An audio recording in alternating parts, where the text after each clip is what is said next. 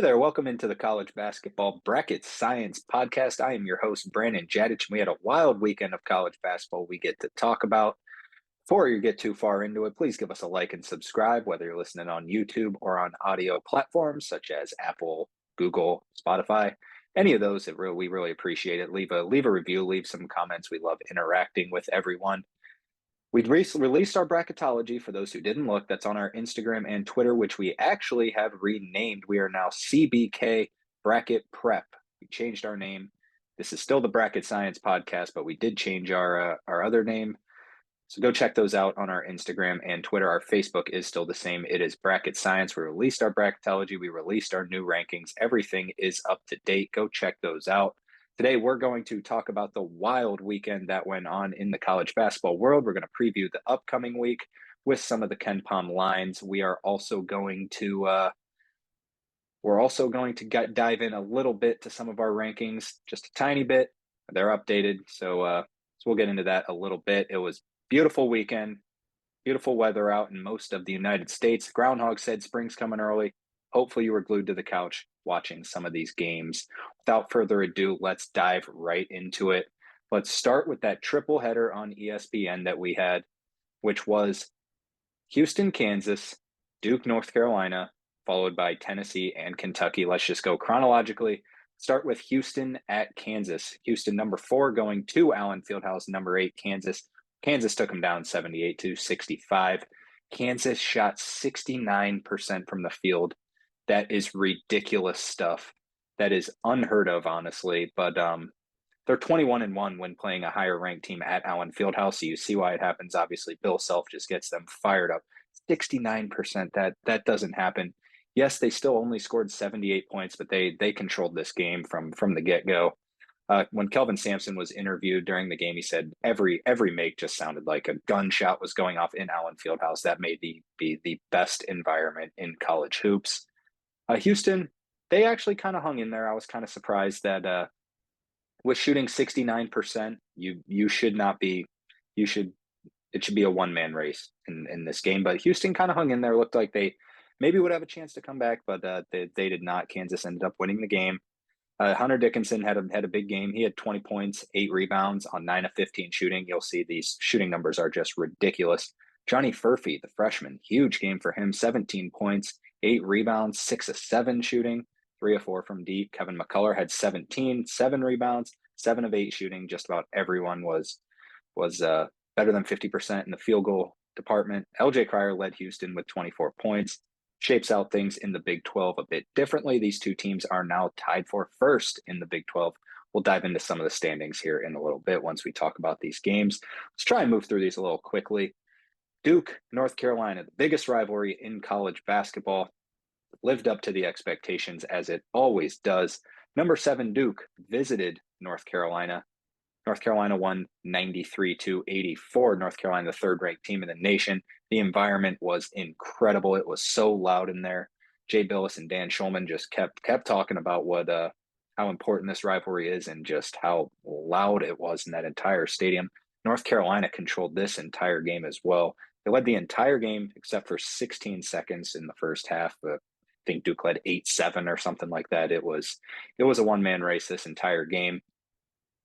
Transfer from Stanford, Harrison Ingram and Armando Bacot just went off in this game. Harrison Ingram had 21 points, 13 rebounds. He couldn't miss for a while there. Armando Bacot had 25 points, 10 rebounds. RJ Davis, maybe the ACC Player of the Year, had 17 points. Yes, North Carolina was impressive and their defense was incredible. They gave up 84 points, but it was a run and gun kind of game. UNC, they've been playing better defense as of late.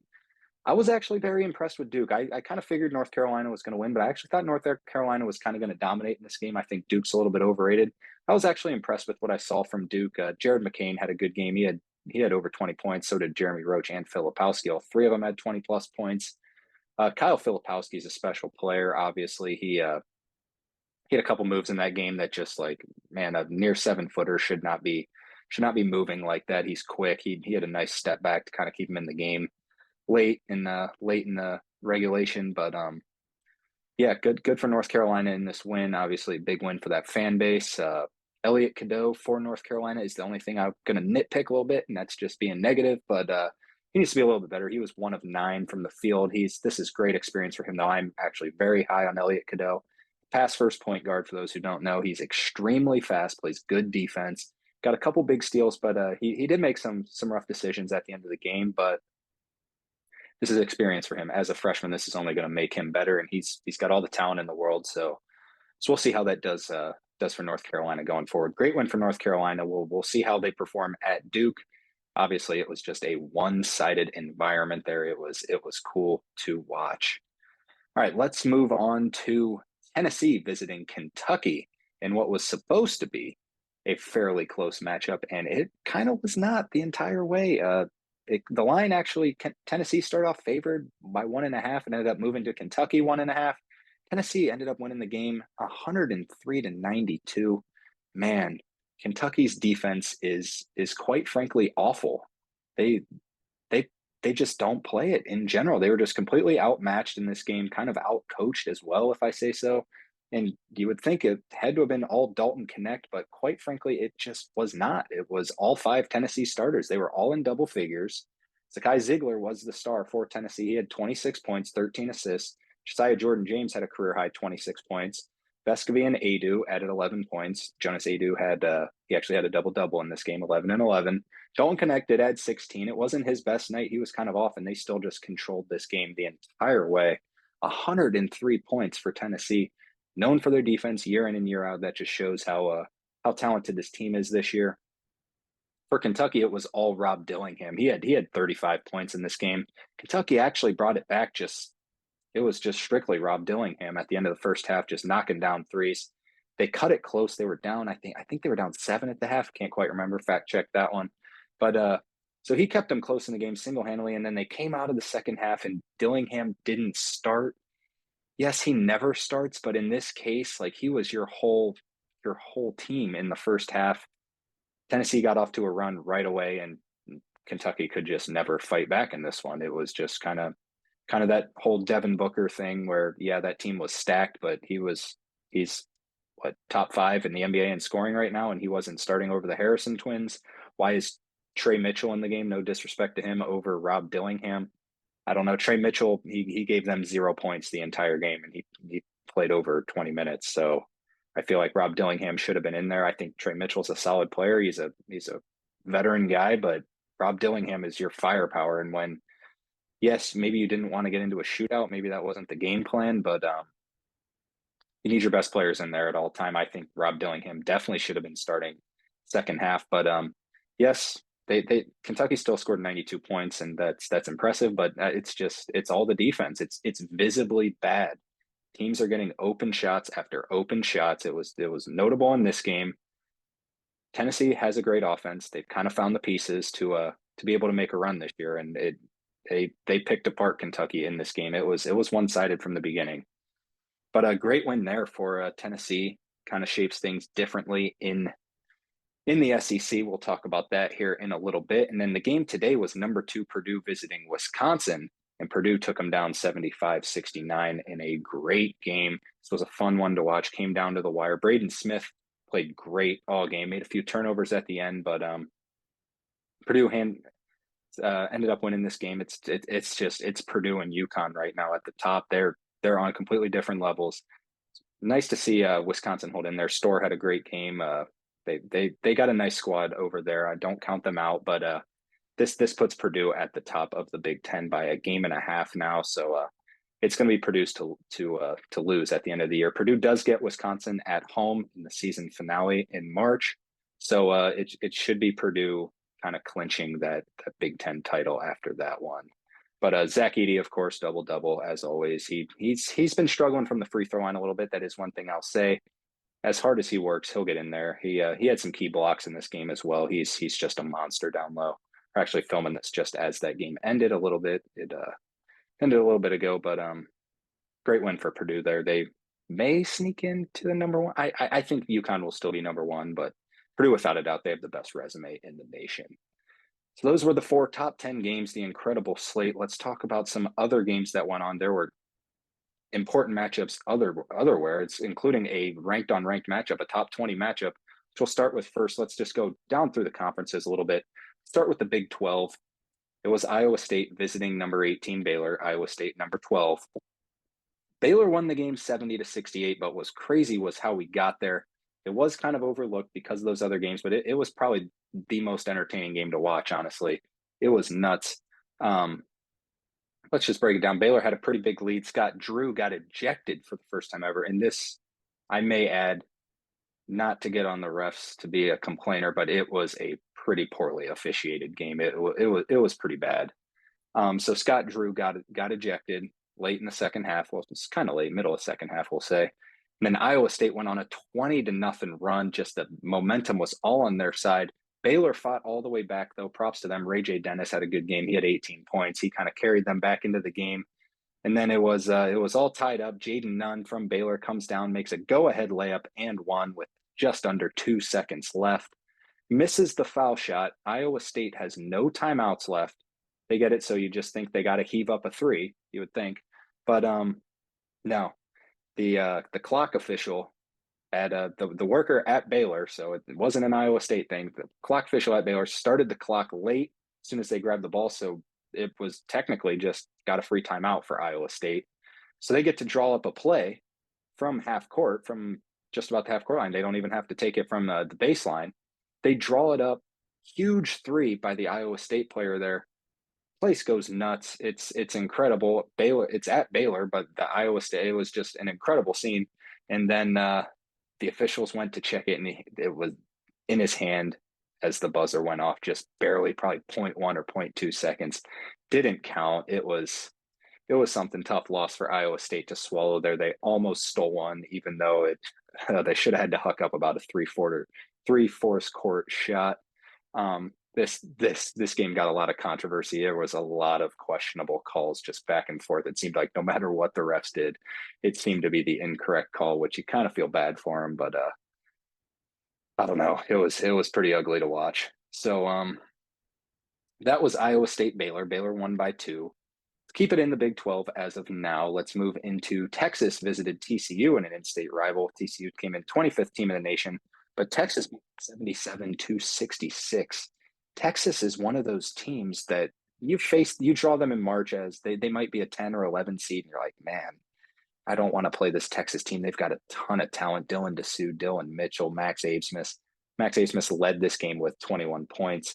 It's a huge win for Texas. I think they're going to be in the tournament as of now. We were talking earlier in the year about how really didn't have any quality wins. They've got some quality wins now. I think they'll be in the dance. Good win there for Texas. TCU kind of stumbles a little bit. Cincinnati visited Texas Tech. Texas Tech came in 15th in the nation, and Cincinnati went in and beat them 75-72. This game came down to the wire. Huge win for Cincinnati, and honestly, probably a huge win for the Big 12, trying to get as many teams in as possible. Cincinnati was definitely on the outside looking in, but this is a huge win. This gets them back in that tournament conversation. Big win there for Cincinnati. Number 23, Oklahoma visited UCF, which has proven to be a tough place to play, and it was in this one. Oklahoma lost 63-74. Oklahoma, going to be kind of a bold take here. I think they may wind up being a bubble team. They were one of the last overall undefeated teams that we had, but they've kind of fallen off since then. They'll without a doubt be outside the top 25 after this loss. But I think they're a bottom half team of the Big 12. I don't think they're even as good as I don't know. It's the Big 12 so crazy. They're beating teams, and then it just goes so back and forth. But Oklahoma, that's kind of my bold take. I think they'll be fighting for a spot come March. I think they're going to end up maybe going. How many games they play in the Big 12? 18. They maybe go 7-11. I don't know if that's good enough to get them in. But we'll talk about their standings here right now. Oklahoma is 4-5. Houston and Kansas leads at 6-3, which we said. Baylor, Texas Tech, and Iowa State are right behind at 5-3. Crazy. No even 2-loss teams in the Big 12 anymore. TCU's 5-4, BYU's 4-4. Texas, Kansas State, Cincinnati, UCF, and Oklahoma, as we mentioned, are all 4-5. Incredibly tight race. I mean, you're 4-5 and you're only 2 games back. That's pretty cool. Kansas State did lose a game at Oklahoma State, by the way, which hurts Jerome Sang's team in looking to get an at-large bid. Let's move into the SEC. A lot of notable games. We already talked about Kentucky and Tennessee. South Carolina the sleeper team of the year, visited Georgia and beat them 72-62. If you'll remember, that was kind of South Carolina's one hit on their resume was losing a home game to Georgia. They revenged this game, won by 10 at Georgia. Georgia actually led by 5 at the half, but South Carolina is one of the hottest teams in the nation right now. They're 19-3, 7-2 in the SEC. I mean, nobody saw this coming. Georgia kind of falls out of the conversation with this one. I don't think they're going to be in the tournament.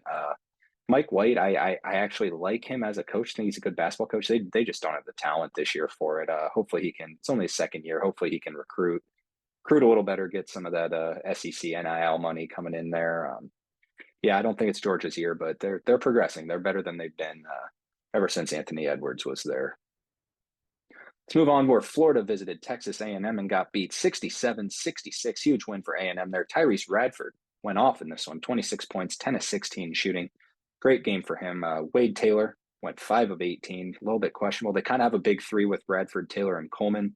Henry Coleman had 0 points in 15 minutes. He came off the bench. He's been hurt, but yeah, him and Wade Taylor just kind of struggling. Wade Taylor he can take over a game. We saw that against Houston where he was their only offense, bringing them back in the second half, but he can just shoot you out of a game too. In this game, it was evident. He had a big turnover late in the game as well. He just, you just never know what you're going to get with Wade Taylor. That's one of those teams that I would never bet on no matter what to win or lose because they can beat anyone, they can lose to anyone. But good win there. We had them in our first 4, so that this should rise them up a little bit. Florida, they were close to sneaking into our rankings after that win against Kentucky. Now, win against A&M might have got them in, but tough one there. Auburn, number 16 team in the nation, visited Ole Miss and took them down 91-77. Ole Miss actually led for a while in this game. They led at half. They were underdogs by 4 points, but Auburn came all the way back, and this is their first quad 1 win finally. Joe Nybroom, 15 points, 9 rebounds, 7 assists. He's in the conversation for SEC Player of the Year. He's putting this Auburn team on his back as of now.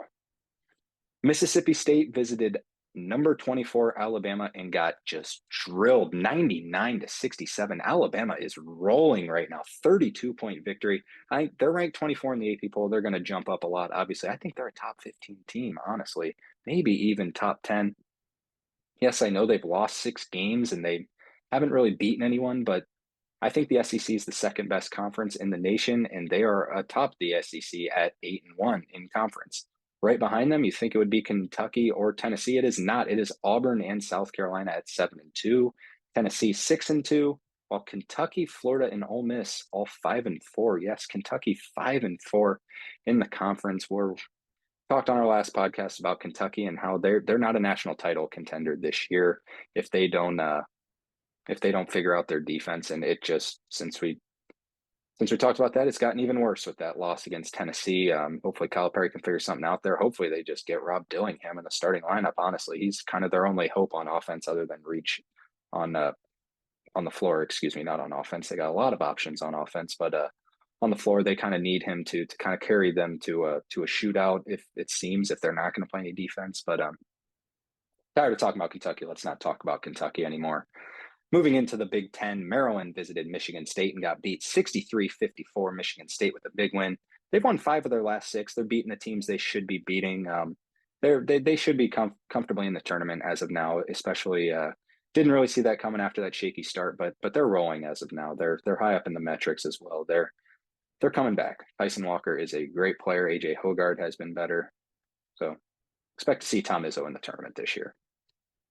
Northwestern visited Minnesota, got beat. Minnesota with the win, 75-66 in overtime.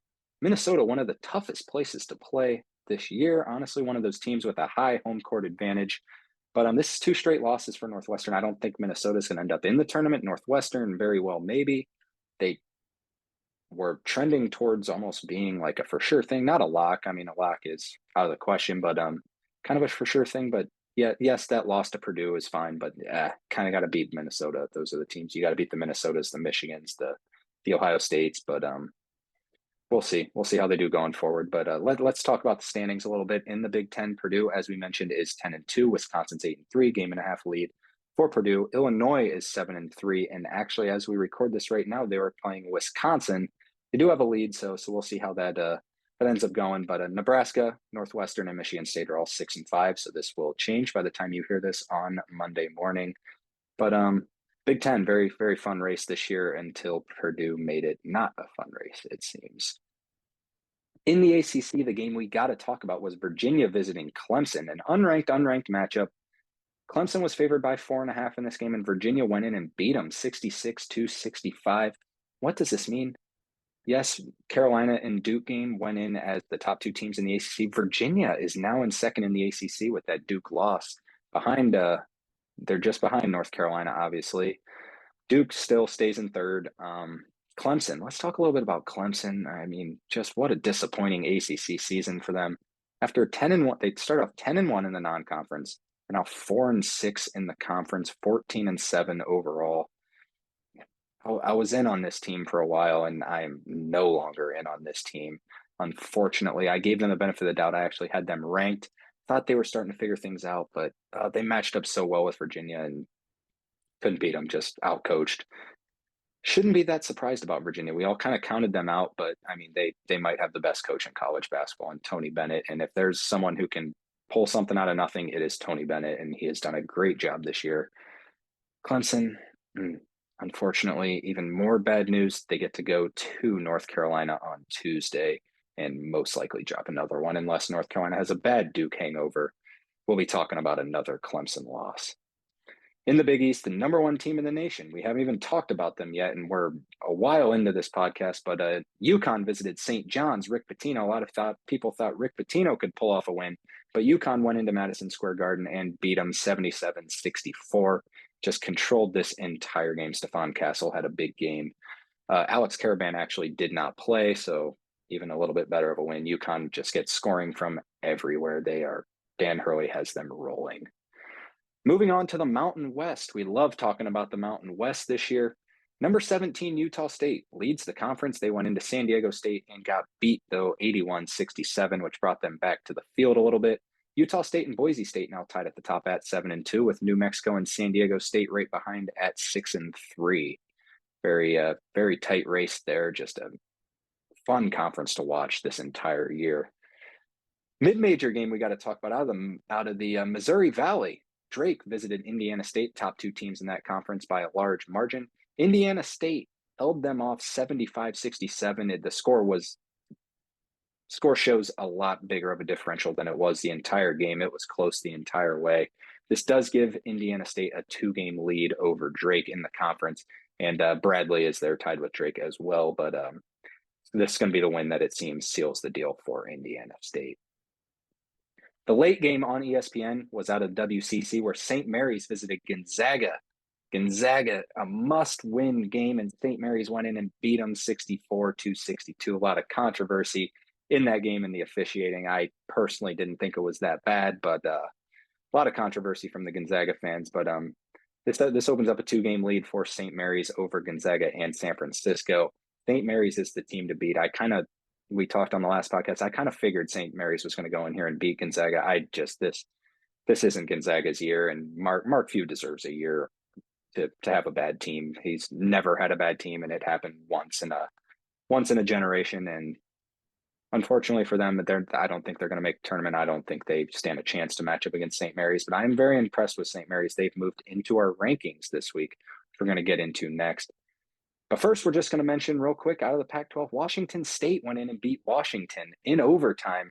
Heated rivalry game there. This game was at Washington. Washington State is rolling right now. They may be in March Madness this year. I think we will have them in our tournament as of right now. Maybe even getting a bye, maybe a first four, but they'll be there. Good for Washington State. Love to see them rolling. That's it for the recap of the week. Let's just briefly talk about the rankings before we get into some of the upcoming games that we want to talk about. We do have a pretty big week of college hoops coming up, but we'll have a Sweet 16 for you. But first, let's just mention our rankings. We actually moved UConn up to number 1 for a day until Purdue beat Wisconsin today. Excuse me. Went in and beat Wisconsin today. Purdue is back to number 1. UConn is number 2. Arizona is number 4. Don't know why I jumped to them. North Carolina is number 3. We dropped Houston to 5. Houston's going to be battling for that last 1 spot. rank a lot of them off of metrics and seed line, especially. So I think as of right now, it's between Tennessee, Houston, and Arizona for that last one seed. I think it's Houston as of right now. Haven't looked at the metrics yet, but we released that bracketology like just before those Saturday games. So we'll have to redo that. But we did move Kansas up to 7. We actually had Kansas out of the top 10 for first time this year, but with that win, they moved into 7. Wisconsin's still at 8. They shouldn't fall far. Duke dropped to 10. Just nothing too far. Just a few things to note. We do have South Carolina up to 17. They are rolling. Florida Atlantic, we also just want to mention they just blew out Tulsa the other night. They're kind of rolling right now. They played a lot of close games, but they're starting to play better. So that's something to keep an eye on out of the American Conference. If they can keep winning games like that, this team might be back and might be a popular pick in March. We have them up to 18. We dropped Kentucky all the way to 24. Kentucky's resume is not there right now. It's non-existent. We mentioned in the last podcast they have a good win over North Carolina, and that's about it. That's about all they got. They're falling right now. They're losing home games. We're gonna have to keep an eye on Kentucky. They'll probably be down to the 6 or 7 seed line as of right now, believe it or not. This team's ceiling is very high. If they can just play some defense, they would be one of the best teams in the nation, but not right now. Move San Diego State and St. Mary's above Kentucky. San Diego State is up to 22. St. Mary's is at 23. And into the rankings for the first time this year, Indiana State, we have them at 28. Yes, they are at 28. Virginia is at 29. And Creighton is down to 27. We actually haven't mentioned Creighton yet. Creighton lost to Butler at home. Game was at Creighton, and they lost to Butler. Thad Matta's squad starting to kind of roll a little bit. But Creighton drops all the way to 27. Our teams that are not ranked that we wanted to rank but just couldn't. There's only 30 teams. We have Nebraska at 30 with that win over who did they just beat? Wisconsin. They just beat Wisconsin, but we have them at the 30 spot, and then we'll see how they do against Illinois. Obviously, Illinois we have at 11, but just a few teams just off the list. We have Boise State, Texas, Northwestern, Colorado State. 4 teams we just thought we had to include, but just kind of couldn't put them in the top 30. But all right, let's move on to our Sweet 16 games to watch. We have games on Monday, Tuesday, Wednesday, Thursday, and Friday, all 5 days before we have another show previewing all the games on Saturday. I do not have the KenPom lines pulled up, so I'm going to pull them up on the computer where we're recording this. All right, let's start with Miami visiting Virginia. This game's at 7 o'clock on ESPN, and Virginia is favored by 4 via KenPom. Miami just picked up a win against Virginia Tech in a game where they trailed by 10 in the second half and went on a huge run. Virginia's rolling right now. Virginia cannot lose.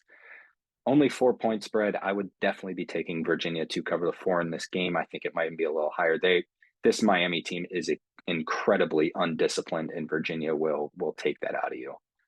The only other game we're going to mention on Monday is also on ESPN. It's an ESPN doubleheader at 9 o'clock instead. A rivalry game. Number 8, Kansas visits Kansas State. Kansas State coming off that loss to Oklahoma State. Kansas coming off a win in over the best team potentially in the Big 12. Kansas is favored by 5 via KenPom. Interesting line here. Kansas State is going to be rocking. That Oklahoma State game was kind of just a trap game because obviously they have Kansas. I think I'll take Kansas State to cover the 5 in this one at home. It's going to be a tough environment, but Kansas State not near as good as they were last year. I don't think Kansas is as good as they showed. I mean, they shot 69%. Like you're not gonna shoot 69% again, but we'll see how they do in a road environment there. On Tuesday, we have a lot of games to talk about. On Tuesday, we have a loaded slate starting at 6:30. We're going to talk about Mississippi, Ole Miss visiting South Carolina on the SEC network. South Carolina favored by 5 via KenPom. I think Ole Miss is starting to hit their wall. I think they're better than what people think, but South Carolina is just rolling. I don't think this line's going to be 5. I think it's going to be more like 6.5, 7.5. I would take South Carolina to cover in that game. I think they do just fine. At 7 o'clock, we already mentioned it. Clemson visits North Carolina. North Carolina favored by 10 via KenPom. think it might be a little bit of a Duke hangover coming after that game. We saw North Carolina did beat Clemson by 10 earlier in the year at Clemson in a low-scoring game. 10 points feels like a lot. Coming off a loss, Clemson, North Carolina coming off the biggest win you can have. I'll take Clemson to cover the 10 in this game. I think that's too many points. I don't think Clemson's very good, but it's kind of sort of a trap game for North Carolina. At 8 o'clock, Iowa State visits Texas. Iowa State coming in 12th in the polls. Iowa State favored by 1. Texas favored by 1 via KenPom. This game's at 8 o'clock. It's on the Longhorn Network, so probably not a lot of people can be able to catch that one. But Texas favored by 1, and I do think they win this game. I'm impressed with Iowa State. I think they're the third best team in the conference, but Texas is starting to roll a little bit, especially being at home. Just picked up that big win against TCU. Hopefully that keeps them rolling. I think Texas wins this game. A game we got to mention, out of the A10, the best team in the A10 is Dayton. They visit St. Joseph's, and we saw St. Joseph's early in the year take Kentucky to overtime. They beat Villanova. They beat Princeton. St. Joseph's team is pretty good. Dayton is favored by 4 via KenPom. This game's at 8 o'clock on the CBS Sports Network. Love that CBS Sports Network has been putting in a bunch of mid-major games. Interesting line here. I think I got to take St. Joe's at home. We saw how good they can be. Deron Holmes versus Reynolds. Oh, it's going to be a good matchup. I think I'll take St. Joe's to cover at home. Also at 8 o'clock, we have BYU visiting Oklahoma. Oklahoma coming off that loss. BYU favored by 1 via KenPom. This game's on ESPN Plus at 8 o'clock. I think Oklahoma takes care of business. Yes, I know I talked bad about Oklahoma just a little bit ago, but at home, got to give a home court advantage. BYU is actually ranked 9th at KenPom. They're loved in all the metrics. I think I will take Oklahoma to cover at home. I think that'll end up being a pick'em game, or Oklahoma will be favored, honestly. At 8:30, Butler, team we just mentioned, just went into Creighton and beat them, visits UConn. UConn favored by 13 via KenPom. This game's at 8:30 on Fox Sports 1. UConn favored by 13 for a team. Butler just went in and beat Creighton, as we mentioned. They were 10.5-point underdogs in that one and won the game outright. I think I'll take them to cover 13 as well. UConn is great. Should stop fading UConn. Should start betting UConn, but 13 seems like a lot of points. So I think I'll take them in that one. At 9 o'clock, let's start the 9 o'clock games. Let's start with Nevada visiting Utah State in a good matchup in the Mountain West. Utah State currently ranked 17th. They probably will drop a little bit with that San Diego State loss.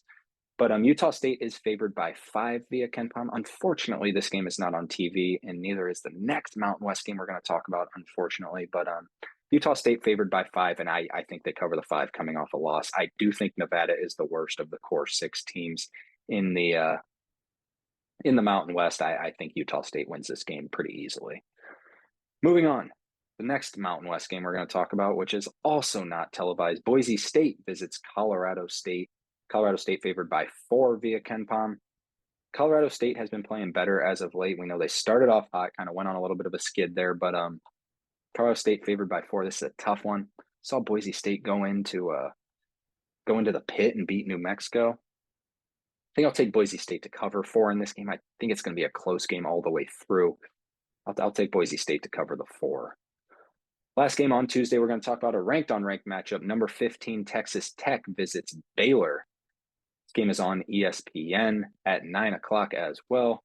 Baylor favored by 6 via KenPom, and Baylor just refuses to not play a close game, so I think I'll take Texas Tech to cover the 6 in this one. Texas Tech also a lot of close games as well. All right, let's move on to Wednesday. Wednesday is the game we're going to talk about. It is Alabama, number 24, versus number 16, Auburn. In Auburn, we remember Alabama beat Auburn earlier in the year at Alabama. This one's at Auburn. We'll see how they respond. This game's on ESPN2 at 7 o'clock. Auburn favored by 3 via KenPom. I do think they cover the 3 in this game just because of their status and losing to Alabama at Alabama. I think it was a close game all the way through. It wasn't a dominant performance. So I think Auburn will cover the 3 in this game, but I'm very excited to see if Alabama has just really, really improved under the coaching of Nate Oates, or if Auburn can handle the business here. At 8:30, we have number 13 Creighton visiting Providence in a big East matchup there. This game's on FS2, not FS1, FS2. Very interesting there. Creighton favored by 1 via KenPom. By the way, if you're listening to this on Monday, Providence is getting drilled right now by Villanova, so something to keep in mind there. But Creighton favored by 1. This is an interesting one. We know how tough it is to go play at Providence. Both teams are going to be coming off a loss. Creighton coming off a loss to Butler. Providence will be coming off a loss to Villanova. This is an interesting one. This is one I would stay away from. Seems like if I had to pick, I'd probably take Creighton, I think, on the road. I think they're better than Providence, unfortunately, because they lost Bryce Hopkins, but I'd stay away from that one. But if I had to choose, I'd probably take Creighton. At 9 o'clock in the Big Ten, Nebraska visits Northwestern. This should be a fun one. Northwestern favored by 3 via KenPom. I'll take Northwestern to cover the 3. I don't think they're going to lose 3 games in a row. I think this line will also be a little bit bigger. The 2 teams that have knocked off Purdue playing against each other. Northwestern 48th at KenPom, Nebraska 49th at KenPom, just shows how close they are. Should be a fun game to watch. I'll take Northwestern to cover the 3. Let's move on to Thursday. We're just going to talk about one game out of the Pac-12. Arizona visits Utah. Arizona favored by 5 via KenPom at 8 o'clock. This game's on the Pac-12 network, unfortunately, so a lot of people won't be able to check it out. But Utah been playing better as of late. They just beat Colorado in kind of a battle for the second best team in the Pac-12. But man, Arizona gets Stanford tonight. That game is yet to tip off, but this is a close one. I think Arizona is really good. I think Utah covers 5 at home, though. Don't give a team 5 points at home, who's probably the second best team in the conference. I'll take Utah to cover the 5. In the last game we're going to talk about on Friday, San Diego State visits Nevada. San Diego State favored by 1 via KenPom. Bear in mind, we already talked about Nevada taking on Utah State, so we'll see how they do in that game. I would probably take, oh man, another tough one. I probably wouldn't bet. This game's on the CBS Sports Network, by the way, at 8 o'clock. Give me San Diego State. Give me Jaden Ledee. On the road, I think San Diego State's kind of got it rolling right now. They figured something out last game against Utah State. I think they end up winning the game and covering. That's going to be it. That's our Sweet 16. Hopefully it wasn't too chaotic with it having to pull it up on the computer, but that's going to be it for the entire show as well. Thanks everyone tuning in. Remember to give a like, give a subscribe, give us a follow, whatever you're listening, watching on. We're on Apple, Spotify, Google, YouTube, obviously. We would love some comments. We've been talking to people on our Instagram all day. Our Instagram's CBK Bracket Prep. CBK Bracket Prep. That's also on Twitter. Our Facebook's just Bracket Science, just the name of the podcast if you want to find us. We post all the results of the top 10 games that just went on. Even the top 20 game that we talked about, Baylor and Iowa State. Post just about every upset on there. Anytime a ranked team loses, it's we got a lot going on there. So I encourage everyone to go check it out. Sorry for the sick voice.